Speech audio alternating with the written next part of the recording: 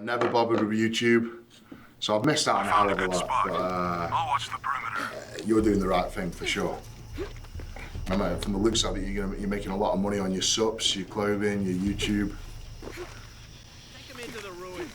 Should be far enough out of earshot. That's what you need to propel you to get to the world's strongest man, because as you know, it's a fucking expensive sport. It seriously is.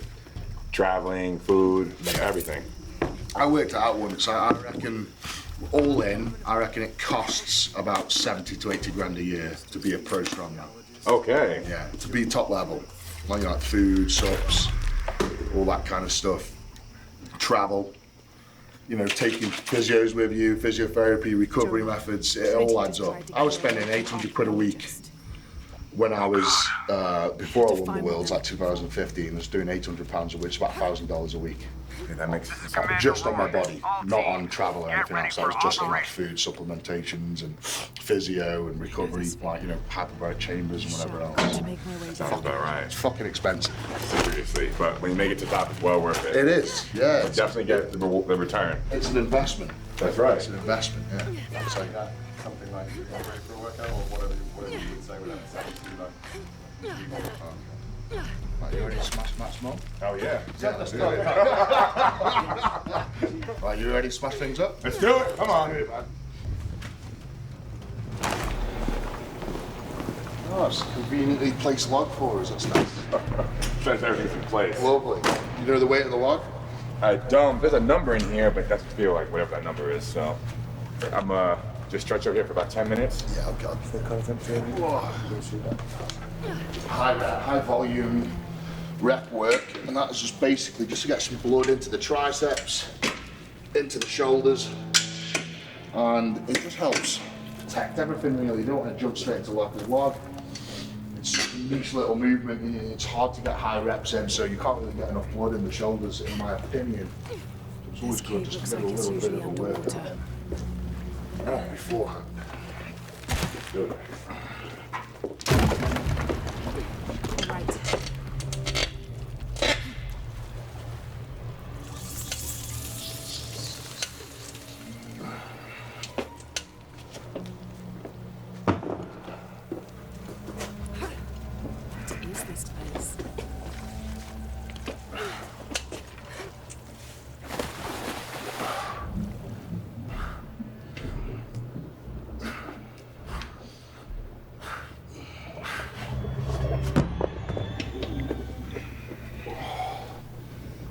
Jeez. You done any strongman stuff before you did your 2 months before? Not at all. Nothing. I did a yoke 4 years ago. Yeah. Once. And haven't touched any strongman training since. Well, I started strongman when I was 19, doing the odd competition, and believe this or not, I trained out of a normal commercial gym up until I was 24. Won England Strongest Man at 22, won UK Strongest Man at 23, and then made my first World Strongest Man appearance at 24. 4 years, 5 years after. 5 years after I started. And I did 0 strongman training up until I was 24, and then I thought, you know what, I nearly made the final. I thought, you know what, for somebody that doesn't even train strongman, maybe I should get some kit and start training. 100%. So I did, and then 25, first reserve for the final, 26, 4th, 27, 26 came 6th, 27 came 4th, 28 came 3rd, and then when I was 29, I won the fucker. All right. So it's just that very slow, gradual, every year, just getting that little bit better. And obviously the body weight I was putting on, 6 kilo a year. So what's that in pounds? Like 15, 16 pounds, 20 pounds a year, getting up towards. Okay. So it's like a nice steady progress. Seriously. It looked a lot faster than it did, because when you get up to 400 pounds, everyone's just like, fucking out. You put 20 pounds on, it's all around your neck and face and shoulders. It doesn't really go on your legs, so. Well, it looks like someone's your calves, but then it's still Yeah. there. The calves are still there, yeah. So for me, the best way to train calves is to not train. There's a pyramid. It's been I'm gonna working get great to for the me, top. as you can see. It's been working fantastic. Honestly, I've just found that, you know, when you start doing your yokes and your farmer's walks, you know, with 200 plus kilo in either hand, that just trains your core naturally. Doing squats, freestyle, you know, unassisted squats, leg press. I just found that I've never trained my carbs. I've got some like the biggest carbs in the business. I mean, it does help, you know, when you're walking around at 440 pounds of body weight. Serious. You're getting a constant carb workout anyway, aren't you? That's true. Yeah. Jesus. So Larry, as I said, man, you've created a massive shitstorm on the internet. I could say I'm stirring the pot good, yeah. Yeah, you know, your presence already in the strongman world is phenomenal. You know, you've definitely caught the attention of all the fans and all the strongmen. So I guess just getting into strongman. What are your aspirations? What do you want to do? Well,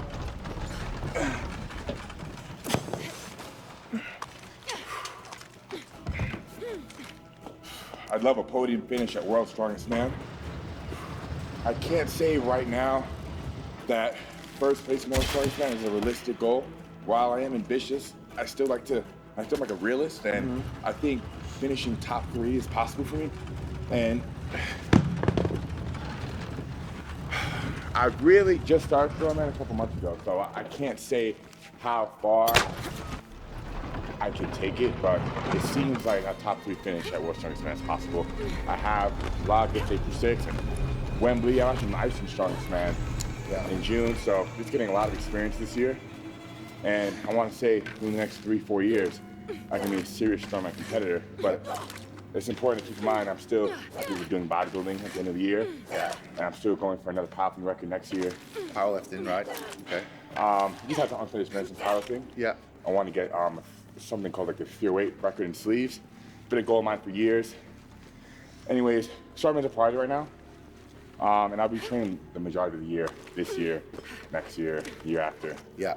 For strongman, and it's been a real privilege to have Thor, now yourself, help guide me along.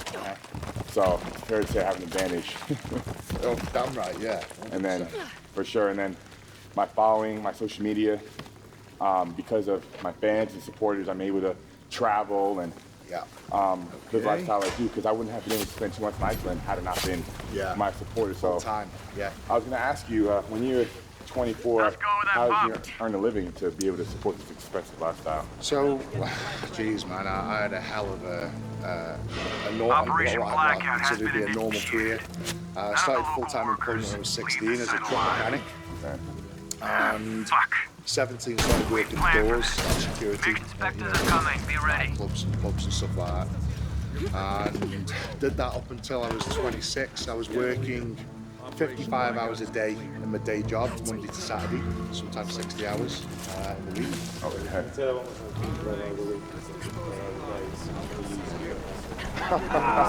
Right in the day. Come on, bro. Come on now. Fuck's sake. That was patronising about it to say. I know you're going to get me back. I'm fucking totally getting you back. I know you are. You know, I'm gonna have to wait till Wait till we're walking down the street. Go ahead. The enthusiasm for the cameraman's just gone through the roof. He loves being touched with balls, doesn't he? Fuck you. Get on with the job. You're back, right? Fuck you. Yeah, You I'm covering myself up. I'm down straight.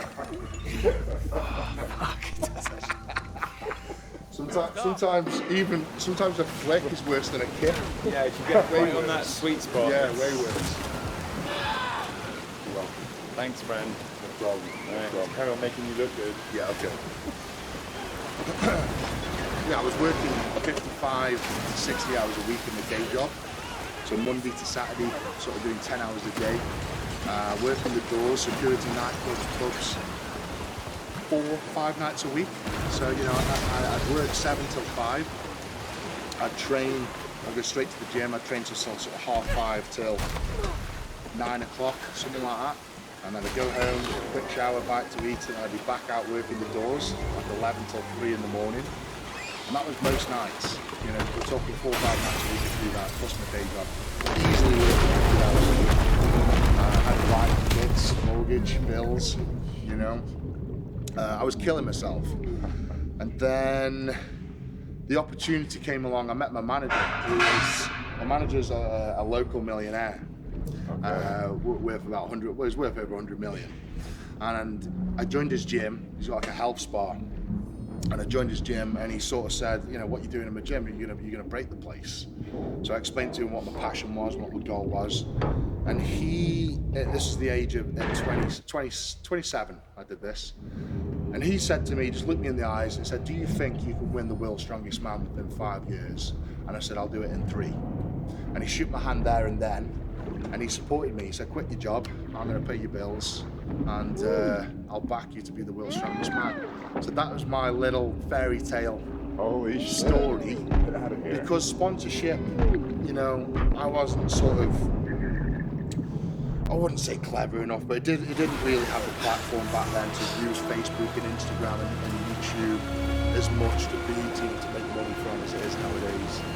And I suppose it was that fairy tale of just having the support from a millionaire just to take me to be the world's strongest man. From that day forward, I quit my job, sold the door business, and I went from doing 100 hours a week from work to actually doing 100 hours a week before I was 6 strong. And that's when I came into a league of my own. That's when I really, my weights went up, my body weight went up, my attitude adjusted, and I just became obsessed. Like obsessed. Every waking moment was struggle. Every single moment. Wake up, drink, protein, back to bed, get up at 9, another breakfast, go back to bed, get up at 11, more food, physio, dinner, back to bed, get up at 3, eat again, go training, go to a full hot cold treatment, do stretching for an hour, have another meal at home, do an hour and a half hyperbaric treatment, more food, back to bed. And that was my life every single day. Monday to Sunday, 7 days a week. I didn't have a day off. I didn't have birthdays, Christmases, christenings. There were no days out with the mates. There were no pubs. There was nothing. There were no meals out. There was nothing of that. It was just complete obsession for the last 3 years of my career to be the world's strongest man. And it fucking paid off. And I don't think there's no denying in 2017 I came in, and there's no denying it. I was the strongest man on the planet that day. I fucking outlifted everybody by a mile. Squatting, deadlifting, pressing. You know, I didn't quite win the moving events, but I trained that hard that, you know, I came 3rd on the plane pull, and I came 5th on the tire flip, which was good for me. It just trying to say, man, you just got to be fucking obsessed. Absolutely obsessed. You can't do these days, go to expos. I'm sure Thor will tell you this, you know, that last year he did from 17 to 18, I could tell he was obsessed because he wasn't doing any work. And that's something I turned down from 16 to 17. I turned down hundreds of thousands of pounds of appearances and endorsements because I just, you know, TV shows, like, no, I just want to be the world's strongest man. I need to get that done first. And I can tell that's what Thor did from 17 to 18, as I didn't see him do anything. He might have done the very odd appearance, but I reckon out of the 365 days in the year, I was committed to 364 of them. Still looks like bad news. And that's the God's honest truth, and that's what you've got to do. And I know that's what Thor did to be the best. Concentrate on the cloudy mountain. And you can tell it's paid off, and you've been experienced that before. You know, 2 months in here, I can imagine he is fucking obsessed. We know and you've got to be. You've got to be to be the best. You're embodying that hard work pays off, seriously. Yes, I do, 100%. Yeah. Nothing's handed to you, nothing at all. The mural says you want to get good at something, there's no magic pill. You've got to pick up the fucking weights and do the reps. Stop to it and Trinity. Okay. But how do we really know? What I felt when I took the dagger. You mean the tremors of the tsunami? More than that. It felt like I woke something up. I know that it's not practical. I know that it's hard to believe, but you need to trust me. Sure. My name is Larry Wills, 24 years old, 282 pounds right now. My achievements are as follows. I've broken all time working a proud thing at 242 pounds in knee sleeves.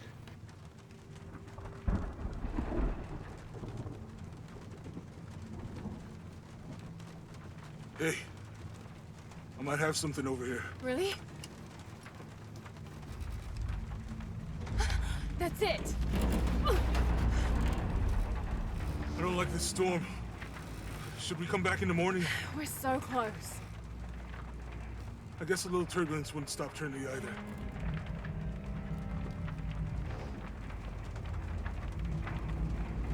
Miguel, is there anywhere to land?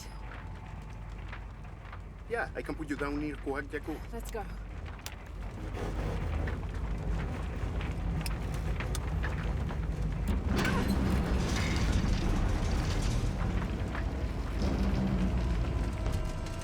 Contact! It might get bumpy.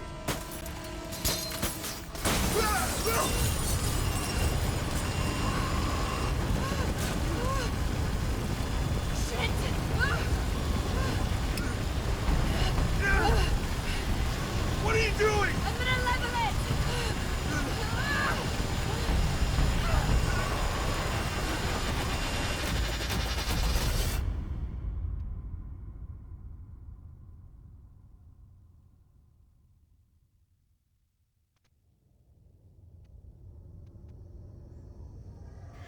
With a 21.71 total, and then a couple years after that, I broke the 275 all-time record by stand efforting. I finished with 22.75. My best total today is 22.92. That was done a couple years ago, and that was just an easy. I haven't trained in knee wraps, never competed in knee wraps. I've been up training in sleeves with little support as possible. Over the last year, I've gained over 800,000 followers. This time last year, I was at 250,000, and it just has been skyrocketing ever since. I'm at over 1 million now, with about 40,000 followers per week. I've gotten good at networking and using social media to my advantage, and it's been because of my supporters and all my followers on social media that I can live the lifestyle I live now, traveling the world and meeting people that I look up to and I can learn from. It's just been, I'm having the time of my life, doing what I love to do, and I couldn't be more grateful to be where I'm at today. What would you say is, how would you describe your place in the kind of strength sports firmament right now? It seems like you're, controversial is the wrong word, but like a really, you know the phrase enfant terrible? Like the terrible child, it means like this young fucking upstart that everyone's kind of super excited is here. Why, okay, maybe this. Why is everybody so excited about your presence? What do you think it is that's so appealing about you? Obviously you're a world record powerlifter, but like, you know, you're making waves in strength sports and bodybuilding and all these. So yeah, what do you think it is? Sure. What I think makes me so popular right now and why I've amassed big following so quickly, I think is because not am I just strong, but I have a lean bodybuilder's physique, and I think that attracts the masses. The masses want abs, they want to be ripped, they want to look good, not just be strong.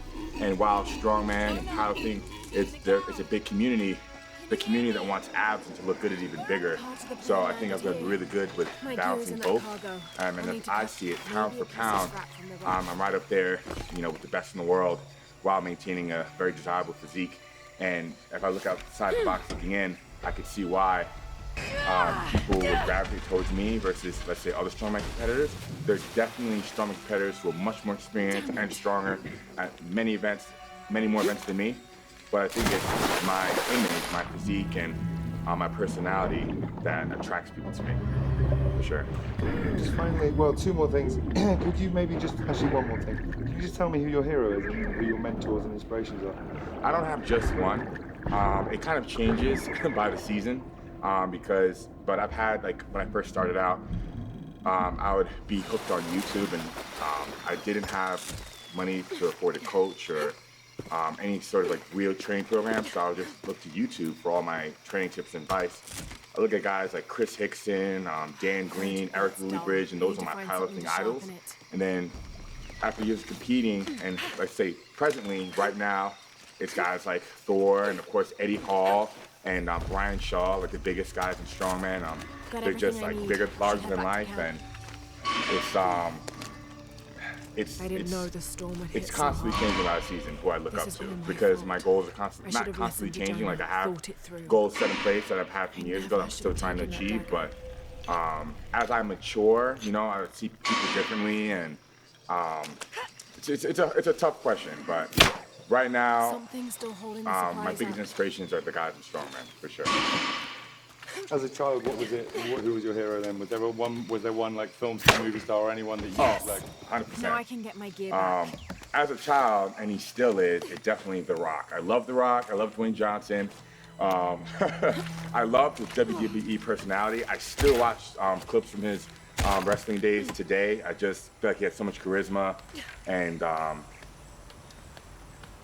yeah, he's been my hero, and he kind of still is. I've never got to meet him. Just the other day, he commented on an Instagram post. I did a side-by-side comparison, and one of his famous posts is like, "It doesn't matter what you say," or something like that. And he left a comment on my post, and I felt like I won the lottery because I've never been able to meet him or speak to him, and I couldn't believe that he saw my post, me of all people.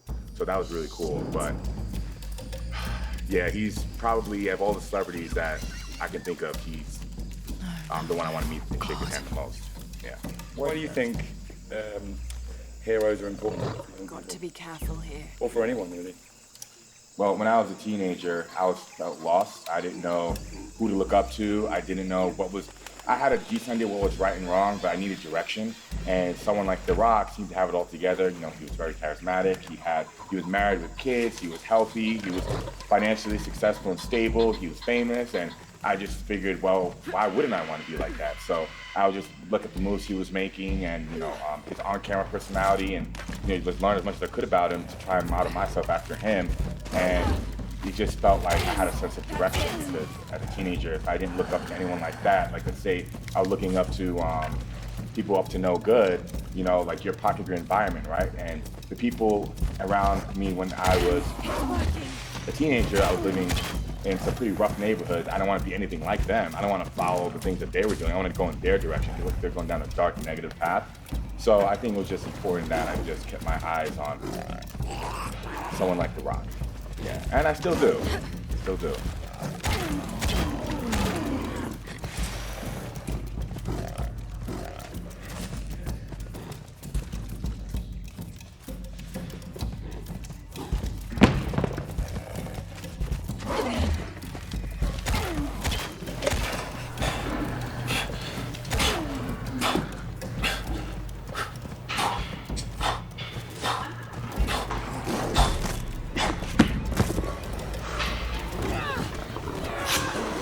The 120s, and then we'll get stuck in, eh? Still, I actually lived in every borough, but I was born in Brooklyn. And most recently,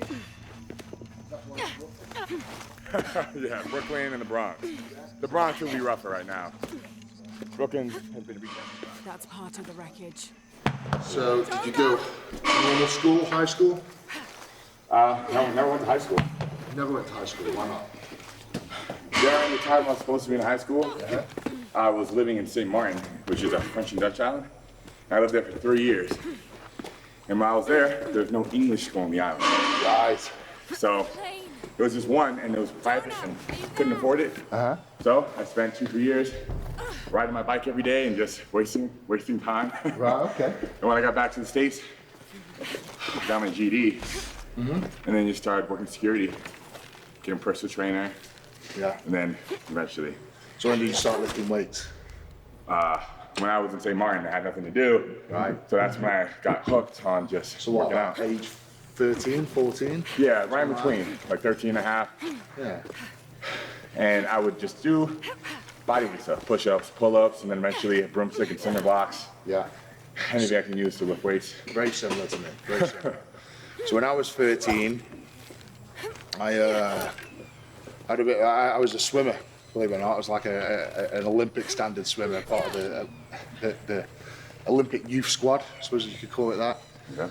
And a number of things happened to me when I was 13. I was chucked off the swimming squad, expelled from high school. My nan got diagnosed with cancer, and I got a girl pregnant, Right. all at the same time. So my life came crashing down. I spent probably 2 years locked in the house. Wouldn't leave my bedroom, wouldn't leave the house, on antidepressants, seeing psychiatrists, like a really dark time in my life. And it's got to about 14 and a half, 15, And I thought, I've got to do something with myself. And the first thing I thought of was going to the gym and becoming like Arnold Schwarzenegger. So that was, and that's what I channeled all my darkness and depression into that. And I found that very quickly all that depression and darkness just vanished. Well, you know, it helped. And I set the goal to be Mr. Olympia. Believe it or not, I wanted to be Mr. Olympia. Got to about 19 and I realized that I wasn't going to compete with the 5'5" guys, you know, on stage. So, well, I had a talent, and that talent was lifting weights, and I could lift weight. Even at 19 years old, looking on Facebook and YouTube and whatever, I realized that I was one of the strongest men in the country at 19. So that's when I started doing strongman. And I won England Strongest Man at 22, UK's at 23, and World's at 24. But I remember my very first strongman contest, and this is how big-headed and arrogant I was. My very first strongman contest at 19 years of age, I said to everybody, my mum, my dad, my friends, put it on Facebook, I'm going to be the world's strongest man at 19 years old. And 10 years later, pretty much to the day, I did it. So, I mean, you say your aspirations are to be the top 3 in worlds, and I bet there's a lot of people out there that are like, shut the fuck up, you fucking idiot. My advice to you is don't fucking listen to them. Set that goal. Set it as high as you possibly can. So go for that #1 spot. And use all those people that say you can't do that as energy, as fuel. And make sure you prove those fucking wankers wrong. Because believe me, I've had it all. I said I was going to pull 500 kilo, I was laughed at. Said I was going to be the world's strongest man, I was laughed at. I could go on. Everything I've said, I've backed it up. And honestly, it was the people that said it couldn't be done that put the coal in the fire, as to say, and made me do it. Well said. Have you ever had any experiences with mental health, depression? Have you ever had anything? Because I think that kids that have been pushed back or restricted or been through a bad time tend to be the ones that flourish in the older years. So have you had any bad experiences? Of course. When I was 13, 14, living in that part of the world in the Caribbean, I was bullied and I was taken advantage of, and I was very insecure, very low self-esteem. It went from like thinking I was ugly and weak and skinny and just had all the kind of body image issues, and I couldn't talk to girls. I didn't have a girlfriend. I never did at that point. I couldn't hold a conversation, you know, because I felt like the kids were in school and I felt like I was stupid, and they told me I was stupid and I believed them. So that low self-esteem and that image of myself stayed with me up until I was about 21 years old. You know, I had, up until I was 21, until I broke that record, I had no confidence in myself and what I can do. I just kind of like rolled with the punches, and it is a sweet feeling when you can prove to people that say you can't do anything wrong. But for me, it was just being like the best version of myself, and the feeling of when I finally gained confidence in myself and felt good about myself. That was just the best feeling in the world, because I spent a really long time, years growing up, like basically my whole teenage life, just having this super low self-esteem. And you do have a point, like it's because of that I think I am where I am at today. Where you are, yeah. Yeah. That's what I find. I mean, you speak to people like The Rock, and he's got an amazing backstory. I always find that it's the kids that are pushed back in younger years that come back with a vengeance. And it is, for me especially, it's always, I've got to prove them fuckers wrong. I've got to prove myself worth. You know, that headmaster that sat there with that big grin on his face and said, you know, you're expelled from school, you're never going to be anything. And I remember thinking to myself there and there, I'm going to fucking show you. That sounds like the legend of the Speedrun. Right. You pulling our legs? All right. Yes. So Larry, you've been through this struggle. You have been through this bad time in your life, and you've grown up, and you've made a massive sort of statement with what you've done, and I'm sure you can look back and laugh at all those people that made you feel that way. What's your advice to everybody right there listening right now on YouTube or whatever? What's your advice to them right now, and where you stand now? What did that experience do to you, and how do you feel now about that? My advice to those watching would definitely be to focus on yourself and not to focus on what others think of you is. And there'll be a time where you can focus on yourself so much that you become obsessed with yourself. And it's okay at that point, you don't have to be selfish and to only be concerned with just getting better. And when that happens, you know, you focus on yourself for so long, you look back at how far you've come since you started doing that. And then you're no longer the person that was getting pushed back and that was getting kicked while you're down. And then without even trying, you prove those people wrong. You don't even have to try anymore. You're just doing it by doing you. Yeah. And I'm where I'm at today because I do me the best. I focused on me, and I got really good at doing me and not trying to be anybody else. And I think that's what teenagers have a problem with. They're trying to be like somebody else. They want to be somebody else. They want to be in someone else's shoes. Yeah. But you know, the shoes you have on now fit great and they're pretty awesome, you know? Yeah. So you just get comfortable in them. Yeah. And without even trying to be proving those people wrong, just focus on being the best version of yourself. That's good advice. You know? Really good. Sure said. All right. Get some chalk on. It's not light anymore. Come on, buddy. Just do it to failure now. Get some blood in the muscles. Let's do it.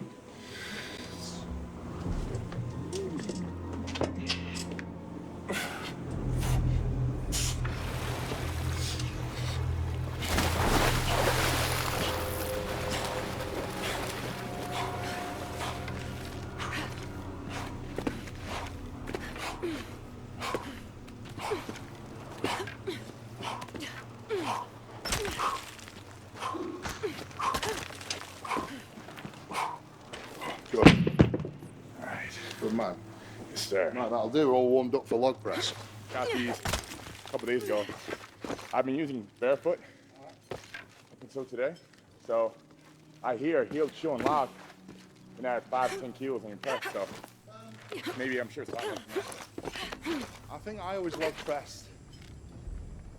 To begin with, I always log pressed and shit Incredible. trainers, but then I found that Jonah, like a I'm flat at the next Converse, trial. The Eagle. It has something to do with the wind. the I'm majority still of tracking my west. press towards Heading the end downward actually now. came out of my calves. There's an underground river. And if your foot's already elevated, then you take the carve out of the equation almost. You're more stable, I agree with that. You're probably in a slightly better position. In order to get the power out your calves, I think the flatter the shoe, the more bounce you get out your calves. So that's my preference, and that was only towards the very end of my career I found that out. Just bear that in mind. Just see how, if you find that the power off the chest isn't very good, then I would suggest going in a flat. If you think it's good, then stay the way you are. I think one of the best ones I ever did, and this is a big old run for your YouTube channel, was the night before World's Strongest Man 2017. My biggest threat was Brian, in all honesty. And then I went for a meal with Brian the night before, and it was a very eerie meal because it was the night before the final. And obviously a lot of tension there, but we still went out to eat together. And it was just very strange. Like, we didn't mention the contest at all. We avoided the conversation completely. And then we got back to the hotel. It was just me and Brian and my physio in the lift. And just as I was getting out the lift, I just turned to Brian. I was like, good luck tomorrow, buddy. All the best. He said, oh, thanks, Dad. I just went, good luck. Just slapped him in the back of the dick. Oh my God. And he went like that. Ugh. And just as he did it, the doors closed. And I was like, I just turned to my physio. I was like, fucking got him. Oh, no. It was the best thing ever. Brian, I'll tell you that. It was, but I knew I got him.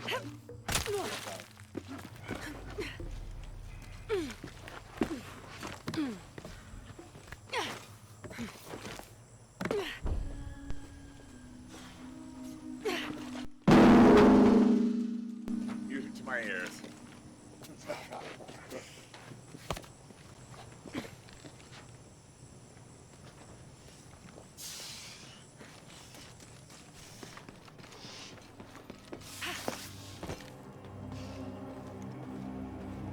Jonah?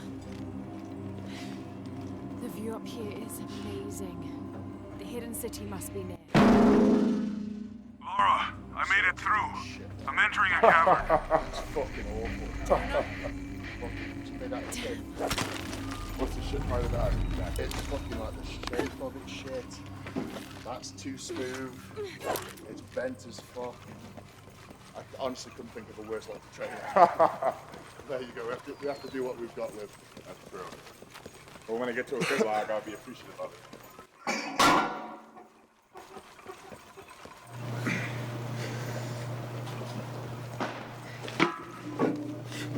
Oh, Jesus, hold on.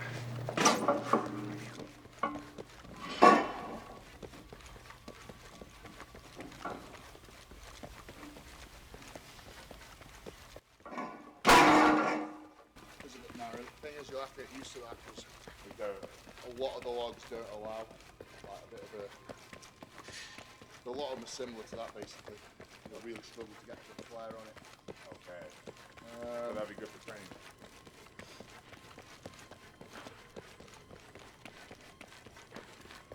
Do you want to swap it back? I'm not bothered. What do you think? You think it's smart? Let's do this one if you're not happy. Okay, yeah.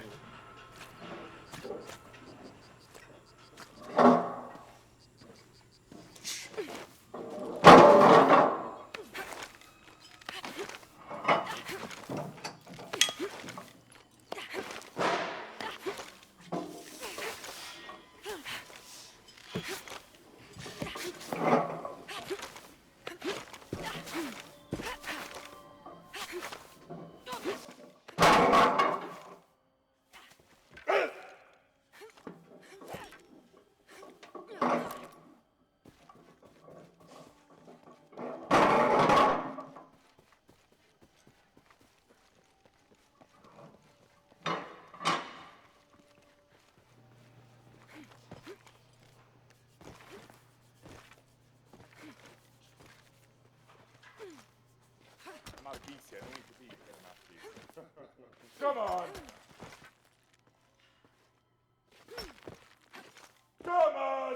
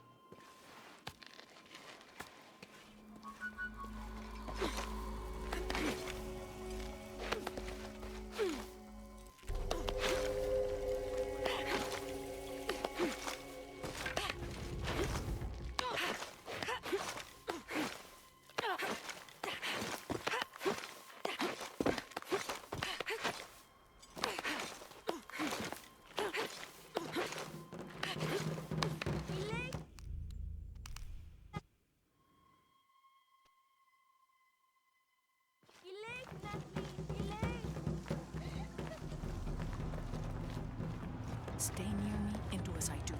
The crowd could turn on us. This way.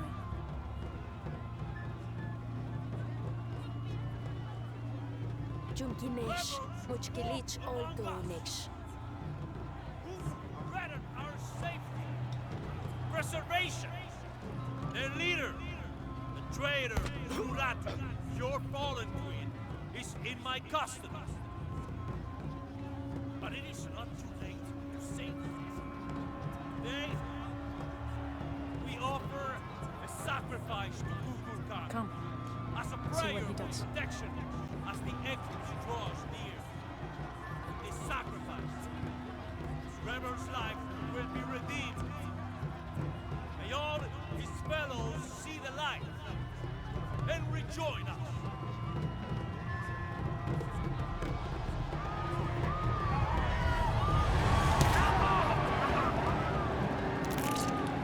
Amaru said he wanted an end to violence. He sees it as a means to an end.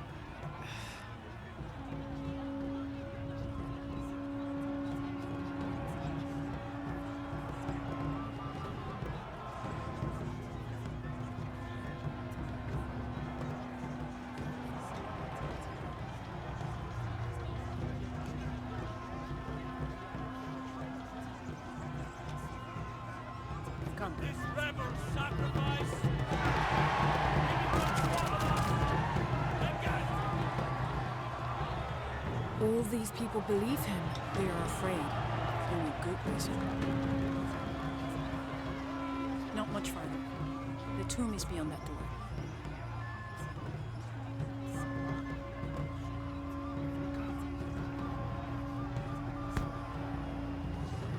Come.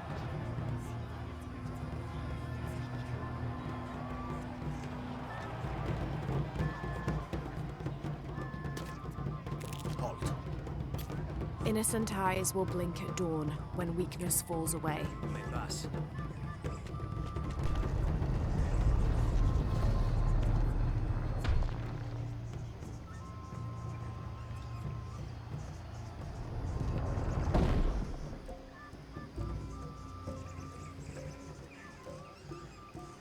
The tomb is up there, on that statue. I'll watch the gate. I won't be long. Jonah, we're close to the Emperor's tomb.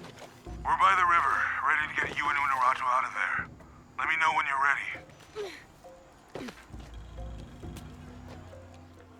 Jonah, where are you? I'm down by the docks.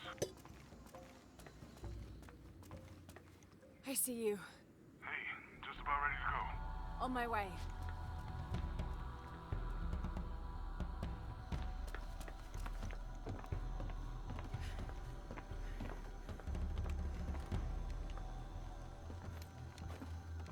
Where's Unuratu?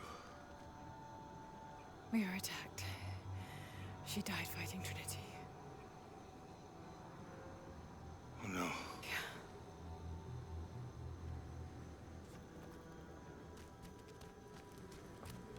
Where is my mother? Your mother. She fought hard.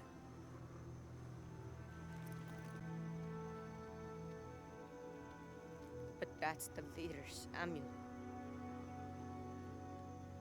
It belongs to you now.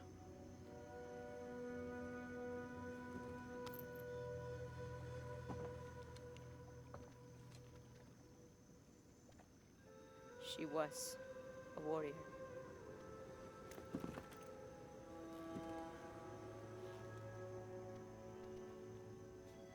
The eclipse draws near. If we cannot restore the sun... I'll find the box. I won't let the cult of Kukulkan Khan get to it first. Begin the preparations for the burial chamber. Queen Unuratu will live on, within us. Uchu, assist them with the boat. We will prepare for battle. The rebellion must succeed. We'll be back with the box.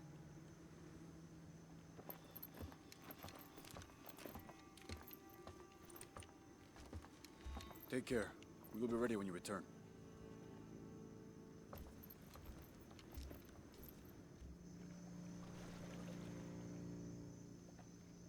So what's next?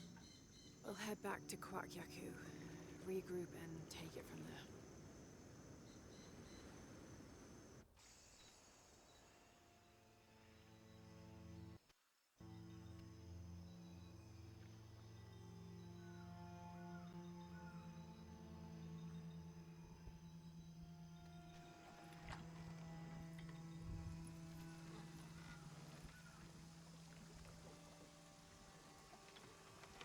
All that for another riddle. What did it say? The heart of the serpent is in the cup, near the many stone faces. Well, it's better than nothing. I suppose.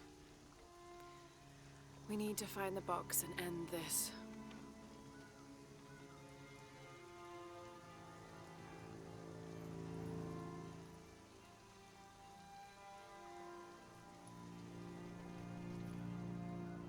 What is that?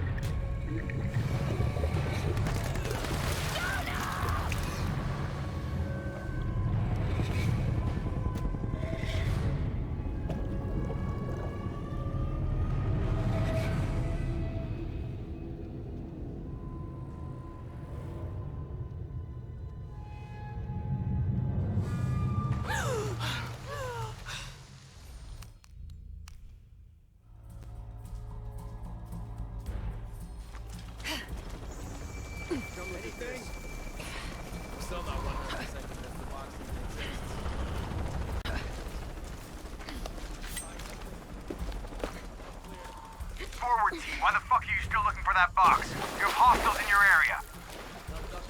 I don't give a damn about Dominguez. Find Lara Croft and kill her.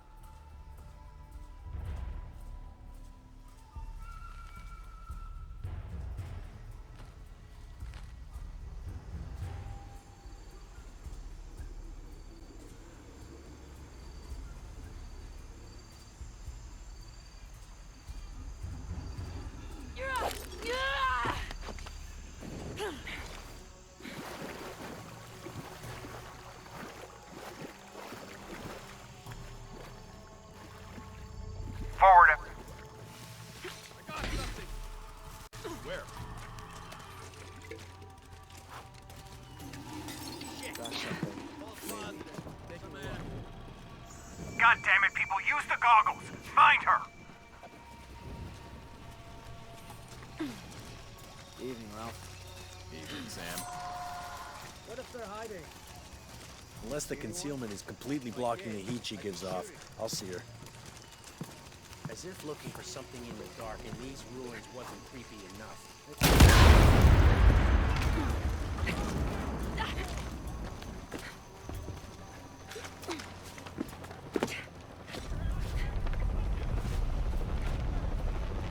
Laura? Are you okay? Was that the earthquake? I'm...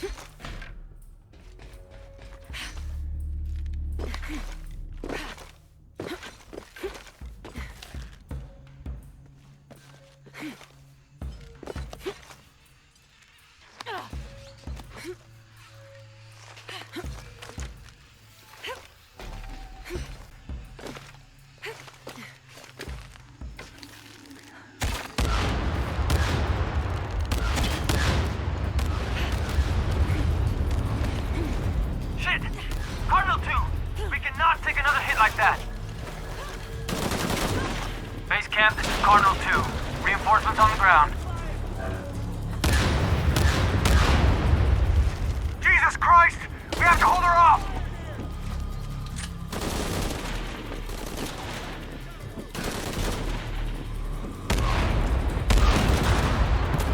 This is Cardinal 2. We've taken shrapnel, but we're stable.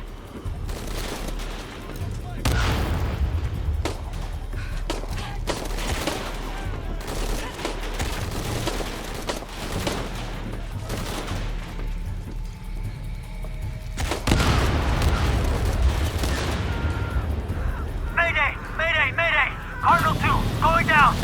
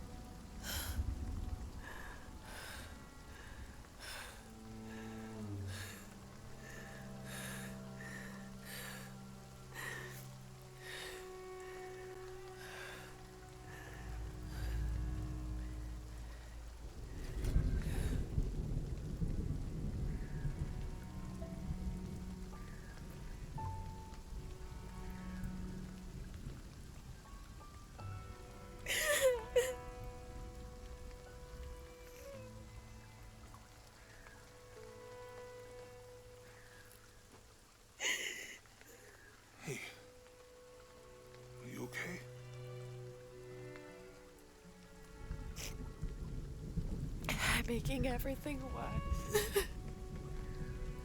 You're not. Hey, you're not.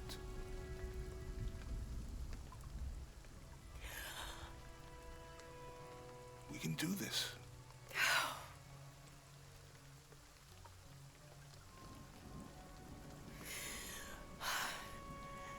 Come on.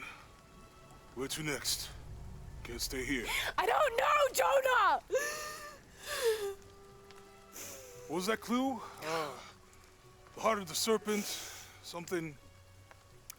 The heart of the serpent is in the cup near the many stone faces. And what kind of cup are we talking about? Some kind of chalice? A chalice that's not very Mayan.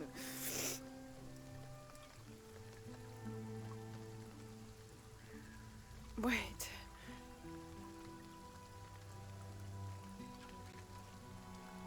It's not mine. The clue was left by a 17th century missionary, Andrea Lopez, a Jesuit. The serpent in the chalice is a symbol of St. John. We're looking for a Christian holy site. Like a Church of San Juan? That's a pretty common name. Could be dozens. Not within trekking distance from Paititi.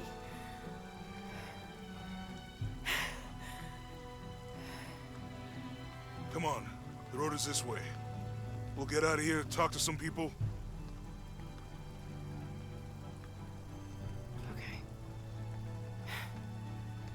What would I do without you?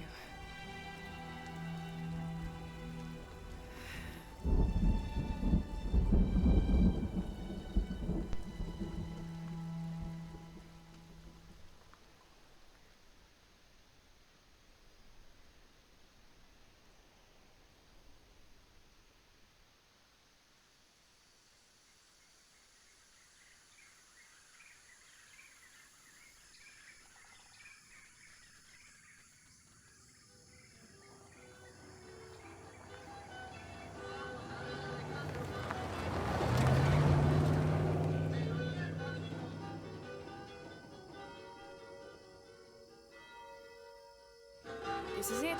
Church of San Juan.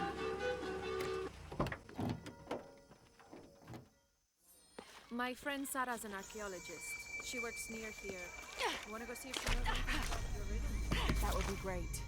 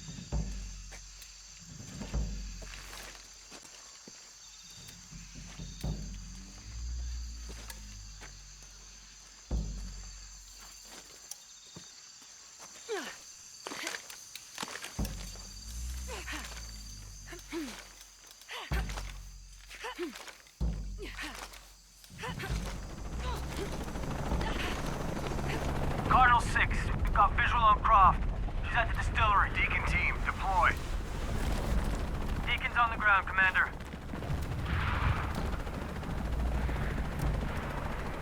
Let's get her.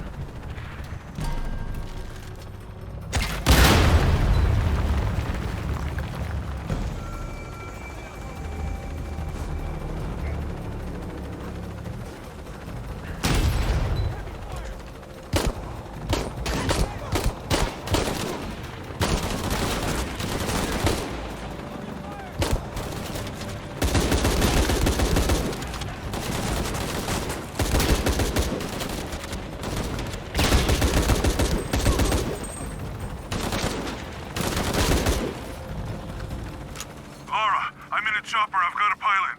What? Hurry! What the?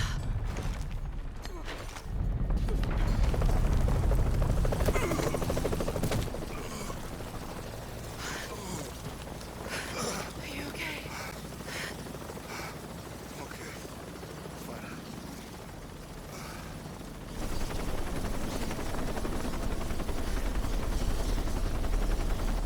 Jonah! Oh, God. Ready? Oh, yeah. I got it. I'm good. What the hell were you thinking? If I was you, it would have worked.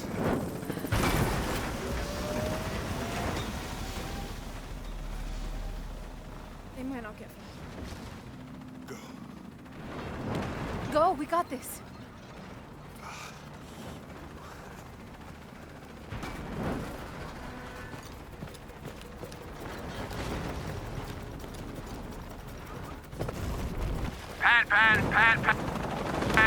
Pan. This is Cardinal 1. Engine stall at 500 feet. Losing altitude. Attempting cold restart. Shit. Wait one. Proceed.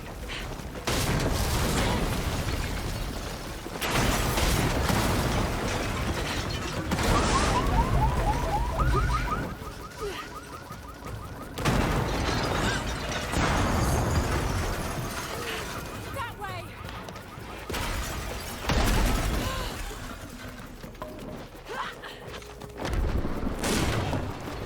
Cardinal 1, report.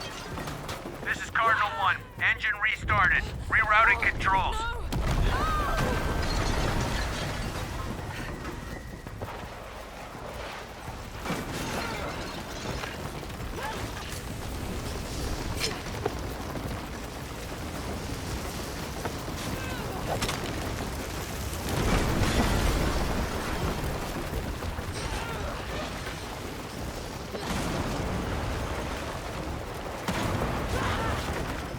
Command, this is Cardinal 1. All systems functional. Back on course for heading 327. Acknowledged. Only one chance.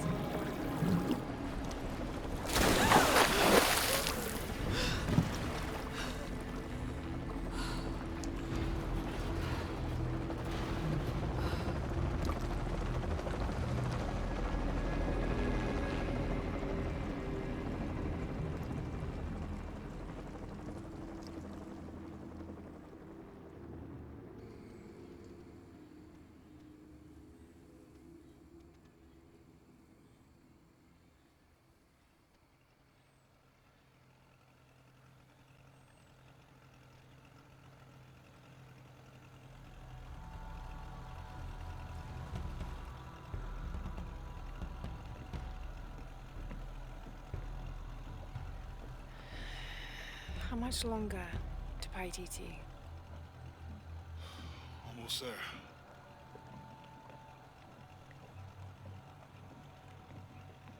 I'm sorry I lost the box. It's not your fault. It's Dominguez. It's Trinity. All the way back, as far as I can remember, it's always been them.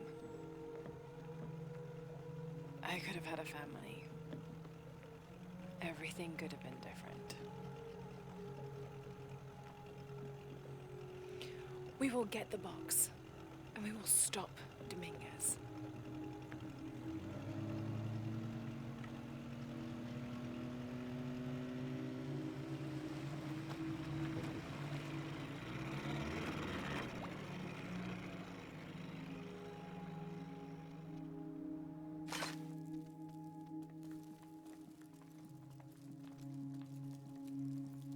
Your Highness.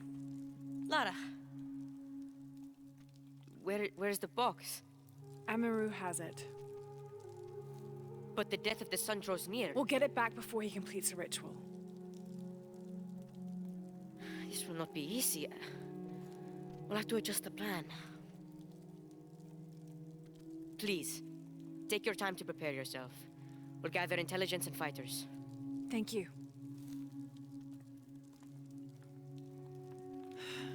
I'll stay here and lend Uchu a hand. Let me know if you need anything. Okay.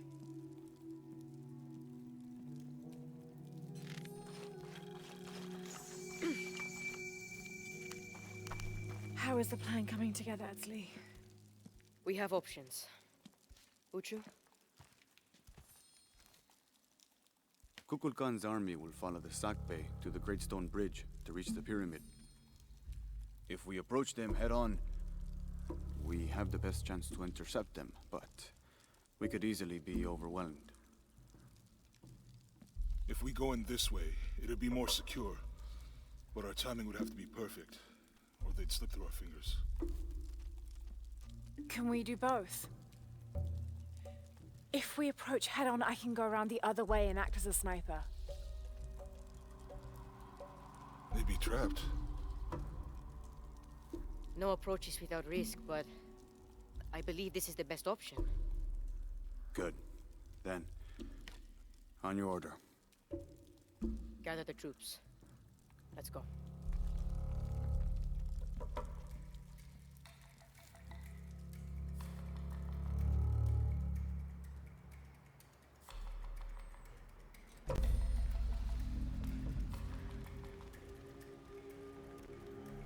This is where we part. Your path lies that way. Lara, I want you to have this. For luck. Etzli, I can't. After today, the eclipse will no longer represent us. We keep the sun, but you remove the shadow. Thank you.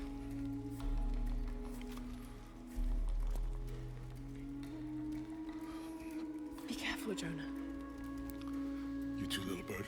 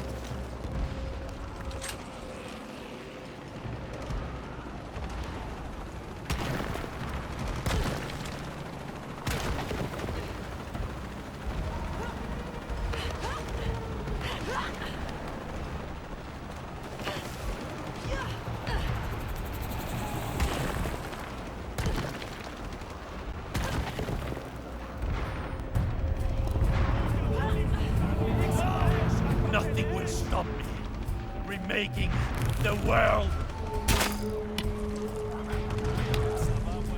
Today, we take control of our destiny.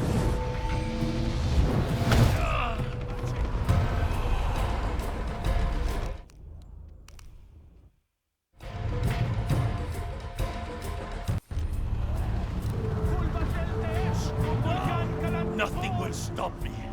Remaking the world. Today, we take control of our destiny.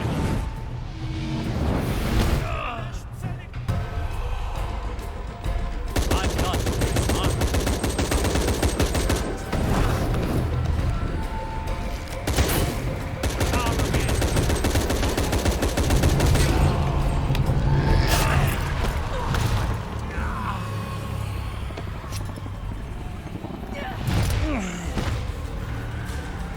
Have allowed you to leave. No more.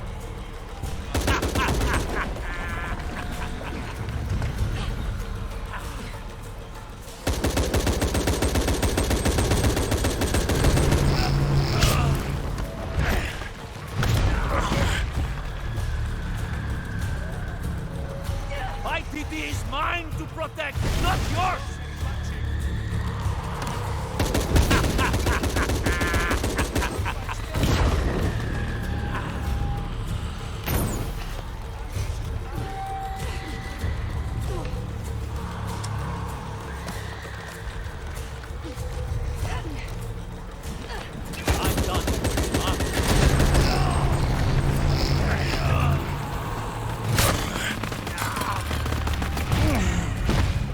Attack all you want, but what done will only make me stronger.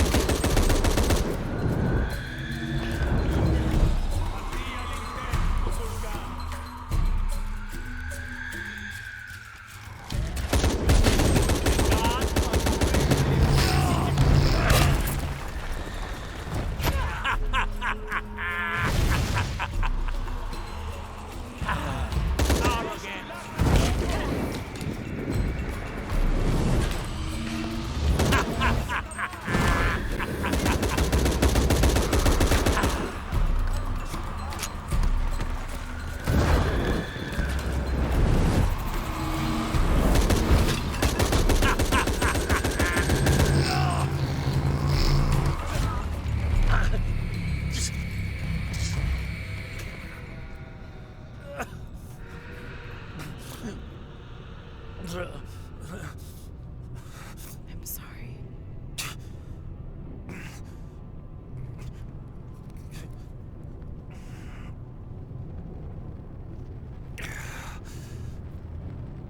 Protect my titi.